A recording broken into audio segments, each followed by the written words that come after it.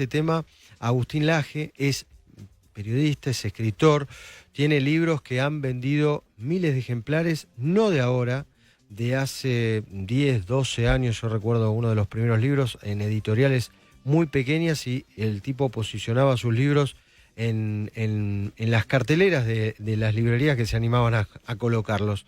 Laje, ¿qué tal? Luis Gasulla te saluda.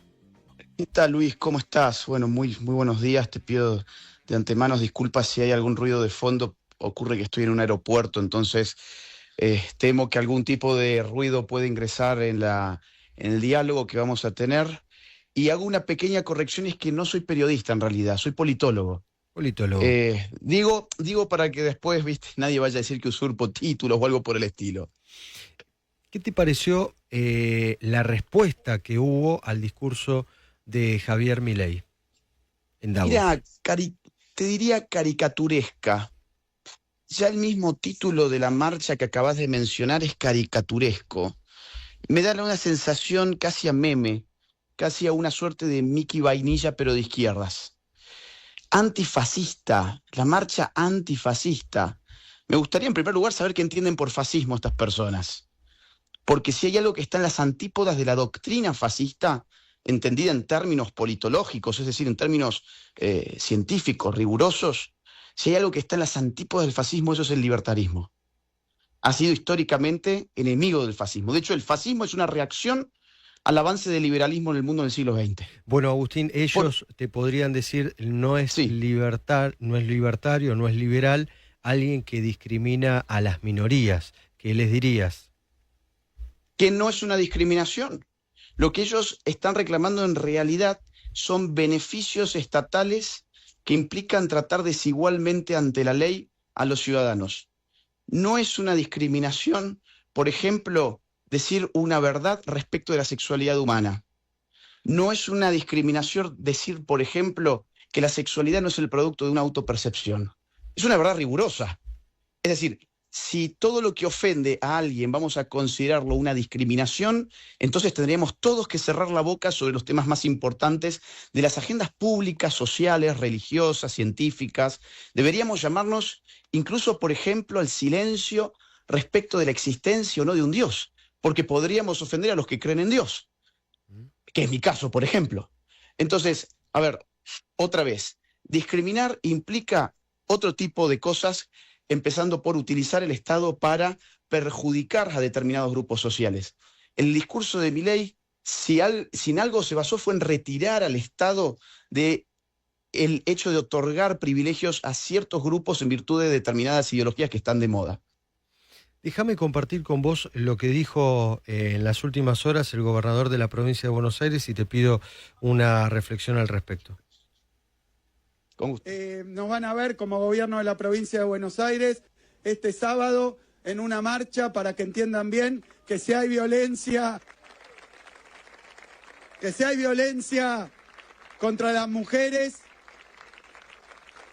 que si hay desigualdad, no nos podemos quedar al costado indiferentes porque es convalidar. Bueno, ¿qué le decís a Axel Kicillof? A ver, Luis, es una caricatura, otra vez.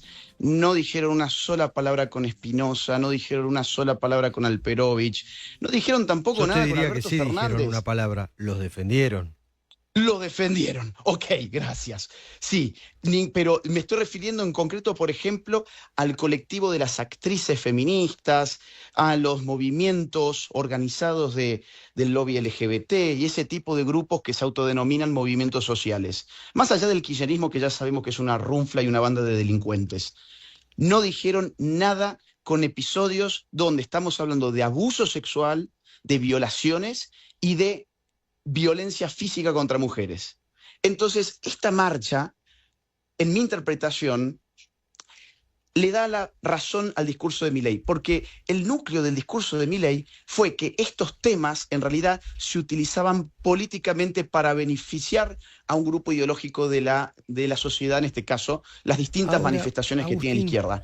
es el mismo discurso, el mismo Sí. significado, la misma esencia del discurso. ¿Se podía haber realizado sin introducir un ejemplo de una pareja homosexual, de un ejemplo sangriento, aberrante, Sí. un escándalo, que podría haber sido en los mismos argumentos que hizo Javier Milei, quizá con un ejemplo de una pareja heterosexual o Sí.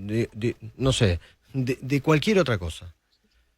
¿Era A ver, necesario eso? Porque creo que de ahí se han agarrado sí. muchos de los críticos para decir asoció la homosexualidad con la pedofilia. Ujú. Es mi caso que dije horas después del discurso, mezcló varios Sí. temas y por momentos no terminé de entender algunas cosas.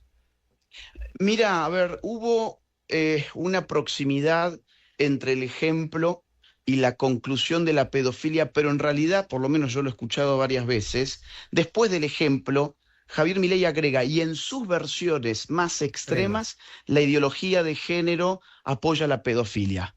Después del ejemplo, no usa el ejemplo para ilustrar el caso, sino que después del ejemplo dice, y en sus versiones más extremas, la ideología de género apoya la pedofilia, lo cual es totalmente cierto. A ver, es totalmente cierto y te lo puedo referenciar con 1.000.000 de autores que son incluso reverenciados por quienes levantan los estandartes de lo que hoy se denomina teoría de género, que en realidad es una ideología. Por ejemplo, la Contame uno. mismísima, por ejemplo, Simone de Beauvoir, autora del Segundo Sexo, uno de los libros icónicos del feminismo de mediados del siglo XX, que inaugura la idea de no se nace mujer, llega a un nacerlo. De hecho, ese libro pasa a la historia con esa frase. Ella apoyó, por ejemplo, públicamente a grupos de pedófilos que estaban siendo condenados por la justicia en Francia. Otro ejemplo, Michel Foucault. Michel Foucault, sobre todo con su historia de la sexualidad, que son varios tomos, avanzó una agenda que sirvió filosóficamente para despertar lo que después se va a llamar teoría queer. Si uno presta atención, los que van a marchar el día sábado son LGBTQ+. Q es por queer, es una sección del LGBT. La teoría queer, insisto, se basa en varias de las ideas y de los fundamentos de Michel Foucault, se basan en un autor que también defendió la pedofilia. Es más, Michel Foucault quería desestigmatizar la violación, porque decía que la fijación sexual en el hecho de la violación era contraproducente, era una suerte de biopolítica. O por ejemplo, Shulamit Firestone. Shulamit Firestone fue una canadiense que en la década del 70 publicó un libro que hizo, historia dentro del movimiento feminista, que se tituló La dialéctica del sexo. En ese libro, Shulamit Firestone plantea la utopía feminista definida en varios puntos, y uno de ellos es la liberación sexual de los niños para que hagan sexualmente lo que deseen, incluso con adultos mayores, con adultos, quiero decir, con mayores de edad. Agustín, Y eso está en sus libros. Y a ver, y te puedo dar 1.000 casos más. Y te sumo un caso más, Luis, perdón, que es que las militancias pedófilas, que existen desde hace mucho tiempo, solo que es un tema muy enterrado, la sociedad no habla de esto, pero hay grupos organizados, por ejemplo, la NAMBLA en los Estados Unidos, o Pedófilos Virtuosos, que es otro grupo importante de pedófilos, se han basado en la ideología de género en los últimos años para avanzar sus agendas. Estos son hechos, no son opiniones, se basan en la ideología de género para avanzar sus agendas. Lo que dijo Milei es correcto. Agustín, ahora bien, te entiendo y algunos autores, y los recuerdo de haber estudiado comunicación, sobre todo Foucault, y coincido con lo que mencionás, pero yo te insisto con esto. Cuando Cristina Fernández de Kirchner tenía algún exabrupto o alguna medida o alguna cuestión que lograba unificar desde la izquierda a la derecha en la calle, bueno, muchos desde el periodismo decíamos, algo hizo mal Cristina para unificar a tanta gente. ¿No crees que quizás algo estuvo errado del discurso de Milei para que esté, no sé, desde la coalición cívica, el radicalismo, lo moyano, los sindicatos y muchos jóvenes que quizás hasta votaron a Milei? No, Luis, ahí no hay ninguna unificación de nada nuevo. Son los mismos que marcharon con el tema jubilaciones, los mismos que marcharon con el tema universidades 2 veces. Bueno, Es una con las oposición. universidades quizá hubo un exabrupto. Después se terminó politizando y está claro, pero en un momento Sí, se decían un montón de cosas, o por lo menos se había instalado un discurso que se iban a privatizar las universidades o que las iban a cerrar. Eso era falso. Dos cosas. Sí. Dos cosas. Número uno, ¿quién terminó ganando la pulseada cultural por las universidades? Milei. En Es teoría el decir, gobierno, hay que ver después el cómo se gobierno. refleja en las próximas elecciones. El gobierno hasta el punto de que las encuestas registraron que la inmensa mayoría de los argentinos quería que se auditaran las universidades. Hasta ese punto le salió el tiro por la culata.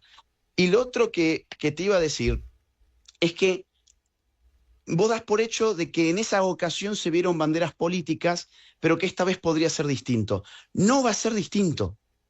Va a ser un despliegue político, la desesperación de la oposición que ha perdido el norte.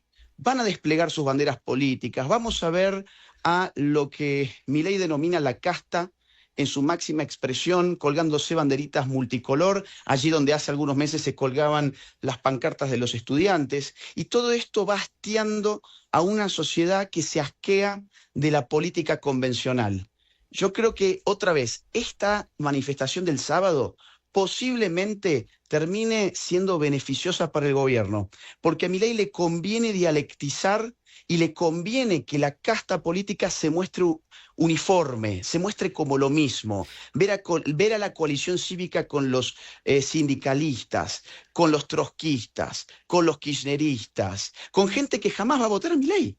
Es decir, ahí no hay pérdida electoral en realidad. De hecho, fíjate las encuestas que están dándole a Milei una imagen más positiva, algunas de ellas incluso de la cantidad de votos que sacó en noviembre del año 2023, claro. La pregunta basada en los que creen u opinan que hemos pasado del extremo de la cámpora al extremo de los que aplauden todo.